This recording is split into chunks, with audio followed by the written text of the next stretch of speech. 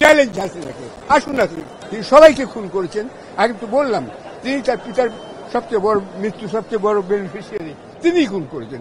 তিনি তার ছেলেকে খুন করেছেন। কেন আমার শাস্তি হয়েছিল, কেন আমাকে জেলে থাকতে হলো? আবার আমি এই হাত দেখালাম। এই যে যারা দেশকে ভালোবাসেন, আওয়ামী লীগের মধ্যে আছে, আমি তাদের সবাইকে অনুরোধ করছি আপনারা ভেবে দেখুন গত 15 বছরে উনি কি করেছেন, কেন আমার শাস্তি হয়েছিল, কেন আমাকে জেলে থাকতে হবে? উত্তর হাসিনাকে দিতে হবে। আমি চাই স্টেডিয়াম খালি করে আমি হাসিনা সামনাসামনি দাঁড়াবো, আমি তাকে প্রশ্ন করবো, তিনি আমাকে প্রশ্ন, চ্যালেঞ্জ হাসিনাকে, আসুন না তুমি আসুন দেখি। আপনি যে সবাইকে এই ক্লাস বলেন, আপনি কি নিজে ম্যাট্রিক পড়েন? বাকি ছেলে পেলেদের হয় সেদিকে দেখতে হবে এবং অবিলম্বে খাল সংস্কার, নদী সংস্কার, পুলিশ সংস্কার সব কিছুর মধ্যে ছাত্র যুব সমাজকে জড়িয়ে দিতে হবে। এইগুলো আপনারা বলতে হবে। ছেলে পেলেদের, তরুণদের আপনারা চাকরির ব্যবস্থা নিশ্চিত করুন। আবার আমি এই হাত দেখালাম।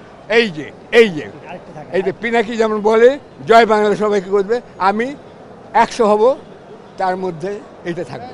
গত মর্যাদা কি পাস, তিনি সবাইকে খুন করেছেন। আগে তো বললাম তিনি তার পিতার সবচেয়ে বড় মৃত্যু, সবচেয়ে বড় বেনিফিশিয়ারি, এবং সেই জন্য তিনি হয়তো তার পিতাকে খুন করার, এখন বলা হচ্ছে আমেরিকা 5 বছর পরিকল্পনা করছিল, তাহলে তিনি তার আরো অনেক আগে থেকে পরিকল্পনা করেছিলেন তার পিতাকে কি করে খুন করা যায়। তিনিই খুন করেছেন, তিনি তার ছেলেকে খুন করেছেন। আপনি জয় এখানে আসে ইলেকশনে জিতবে না, তাহলে তার ছেলেরও রাজনৈতিক ভবিষ্যৎ নষ্ট করছেন। এগুলো সবাইকে বুঝতে হবে।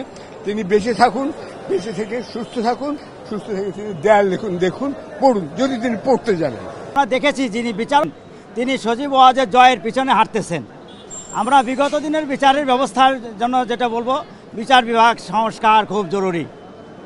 কেন সংস্কার জরুরি? আমরা দেখেছি এই 15-16 বছর যে কত নির্যাতন হয় বিচার বিভাগের মাধ্যমে। একটা মানুষকে ধরে এনে রিমান্ডে দেওয়া, এরপরে সাক্ষীদেরকে নির্দিষ্ট পরিমাণ সাক্ষীদেরকে ডেকে এনে সাক্ষী করানো,